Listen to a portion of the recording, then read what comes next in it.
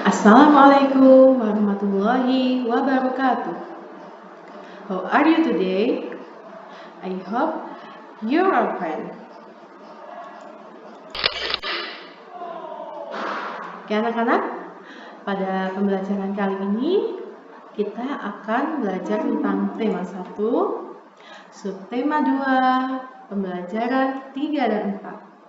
Kira-kira materi apa saja sih yang akan kita pelajari pada pembelajaran kali ini? Yang pertama, yaitu bagian dan cara kerja telinga. Yang kedua, gagasan pokok dan gagasan pendukung.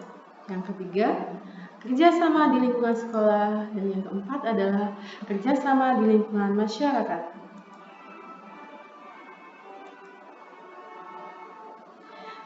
Bagian dan cara kerja telinga. Bagian-bagian telinga beserta fungsinya. Telinga terbagi menjadi 3 bagian, yaitu telinga luar, telinga tengah, dan telinga dalam. Telinga luar sendiri terdiri dari 2 bagian.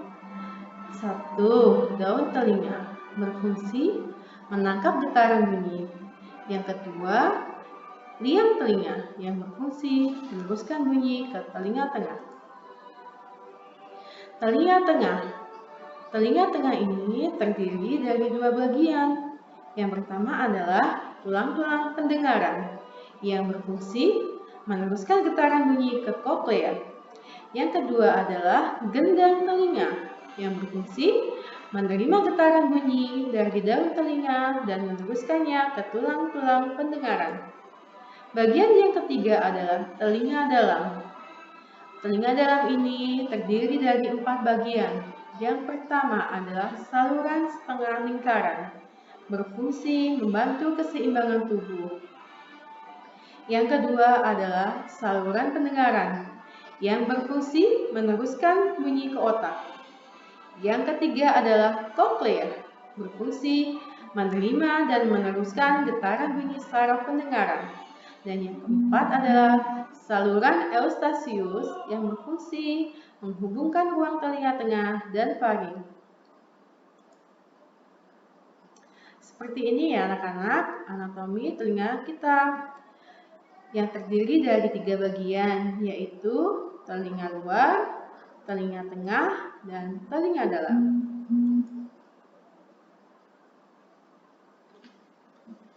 Selanjutnya, kita akan belajar tentang proses mendengarkan bunyi. Nah, penasaran ya prosesnya dimulai dari apa? Yang pertama ini getaran dari sumber bunyi. Kemudian, gelombang bunyi yang ditangkap oleh daun telinga. Selanjutnya, gelombang bunyi merambat di liang telinga. Setelah itu, bunyi menggetarkan gendang telinga.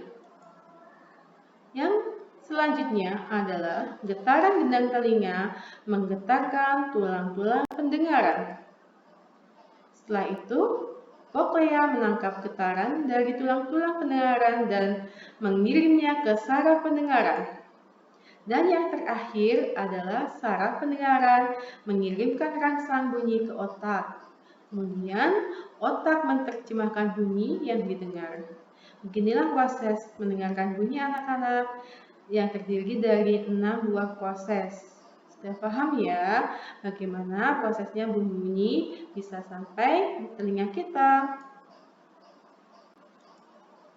Nah, materi selanjutnya adalah cara memelihara kesehatan telinga. Sudah tahu apa belum nih bagaimana cara memelihara kesehatan telinga kita? Penasaran ya? Yuk kita pelajari bersama-sama cara merawat telinga. Yang pertama, bersihkan telinga luar secara teratur menggunakan sapu tangan dan air hangat. Yang kedua, jangan mengorek-ngorek telinga karena dapat mendorong kotoran lebih dalam dan kotoran akan semakin banyak menumpuk. Yang ketiga, jika kamu mendengar bunyi terlalu keras, segera tutup kedua lubang telinga agar gendang telinga kita tidak rusak. Jadi ada 3 cara ya anak-anak, dan diingat-ingat ya. Oke, selanjutnya ini kita masih membahas tentang gagasan pokok dan gagasan pendukung. Bedanya apa anak-anak? Di sini kita nanti gagasan pokok maupun gagasan pendukung kita buat dalam bentuk tabel. Masih ingat apa enggak pengertian gagasan pokok dan pendukung? Ya, sudah ingatkan kembali ya. Gagasan pokok adalah inti dari suatu paragraf. Artinya apa? Paragraf itu membahas tentang apa? Apa yang dibahas dalam sebuah paragraf itu? Oke? Sedangkan gagasan pendukung adalah kalimat-kalimat penjelas jika gagasan pokoknya sudah diketemukan. Lebih jelasnya, kita perhatikan ya contoh di bawah ini. Di sini ada sebuah paragraf yang berjudul Gelar Budaya di Sekolah. Keragaman tidak hanya terdapat di lingkungan masyarakat, tetapi juga di lingkungan sekolah. Para siswa di sekolah Udin terdiri atas berbagai suku bangsa. Mereka berasal dari berbagai daerah di Indonesia. Ada yang berasal dari Sumatera, ada siswa yang berasal dari Jawa, ada pula siswa yang berasal dari Kalimantan, Sulawesi, Nusa Tenggara, Papua, dan sebagainya. Setiap daerah memiliki budaya masing-masing. Oke anak-anak, kita lihat dulu ya paragraf ini. Setelah kalian amati, kira-kira paragraf ini membahas tentang apa sih anak-anak? Ya, betul sekali. Paragraf ini membahas tentang keragaman yang ada di sekolah. Nah, keragaman yang ada di sekolah itu kita masukkan ke dalam gagasan pokok. Jadi, pembahasan tentang paragraf ini tentang keragaman yang ada di lingkungan sekolah. Ini yang dinamakan dengan gagasan pokok. Sedangkan gagasan pendukungnya mana? Kalimat-kalimat yang lainnya yang merupakan penjelasan dari gagasan pokok. Apa saja itu? Di sini ada para siswa berasal dari suku bangsa. Macam daerah asal siswa di sekolah Udin. Setiap daerah memiliki budaya khas. Sampai di sini sudah paham anak-anak tentang gagasan pokok maupun gagasan pendukung? Paham ya? Lanjut ya, materi selanjutnya.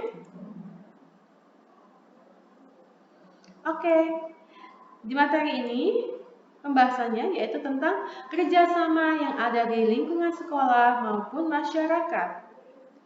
Apa saja sih kerjasama yang ada di lingkungan sekolah? Sudah tahu apa belum? Di sini Ustazah memberikan 3 contoh dan insya Allah ini sudah kalian pelajari dan juga kalian terapkan di sekolah. Yang pertama ada piket kelas, yang kedua mengumpulkan sumbangan, yang ketiga mengerjakan tugas kelompok. Gambar yang Ustazah berikan contoh ini adalah contoh kerjasama di lingkungan sekolah berupa piket kelas. Lalu bagaimana kerjasama yang ada di masyarakat? Pasti kalian juga sudah tahu ya anak-anak, karena kalian juga pasti sering melakukan atau ikut serta dalam kegiatan kerjasama yang ada di masyarakat. Yang pertama adalah ronda, yang kedua ada kerja bakti, dan yang ketiga ada gotong royong membangun rumah. Oke, gambar yang Ustazah kasih di samping itu adalah contoh kerjasama di lingkungan masyarakat, yaitu membersihkan lingkungan sekitar. Iya, benar sekali. Ini ada kerja bakti, ada anak-anak dan juga orang tua ya anak-anak ya. Kerja bakti di mana di sini terlihat bahwa kerja bakti membersihkan lingkungan sekitar. Sudah paham ya anak-anak tentang kerja bakti yang ada di sekolah dan masyarakat? Oke. Ya, ternyata materi kita sudah selesai sampai di situ anak-anak.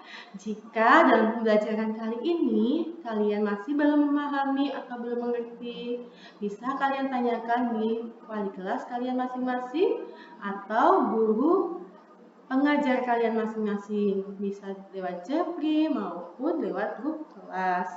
Oke anak-anak, sebelum Ustazah akhiri, Ustazah tidak akan lupa mengingatkan kalian selalu tentang don't forget to pray on time, Don't forget to obey your parents. Don't forget to read Holy Quran.